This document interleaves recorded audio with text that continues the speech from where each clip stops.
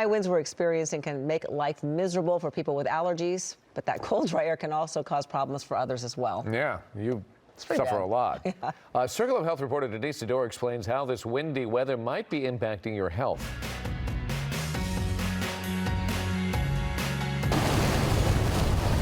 The winds have blown so many branches down, city trucks trying to collect them all are filled to the brim.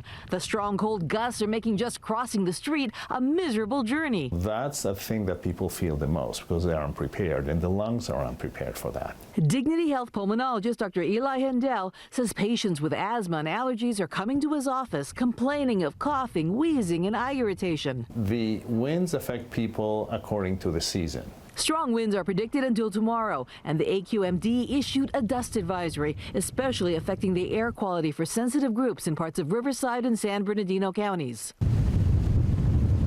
The air quality index for most of the LA metro area is good, meaning there isn't a lot of air pollution, but there are still allergens. And the cold winds, that's not good for your airways, especially if you have a pre-existing respiratory condition. And doctors say the shifting direction of the winds, not good for your nose. The speed of the air will irritate the nose. The nose has turbinates. They have bones that are close together and they're surrounded by mucosa, and they're not meant to get high pressure. Even if you don't have allergies, the cold, dry air can cause headaches, sinus pressure, and dry eyes. Dr. Hendel's advice is for sensitive people to stay indoors as much as you can.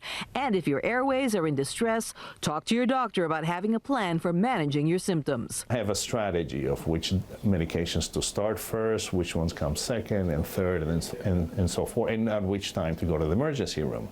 That should be discussed. You should have a plan like that before it happens. In Glendale, Denise Sador, ABC 7 Eyewitness News.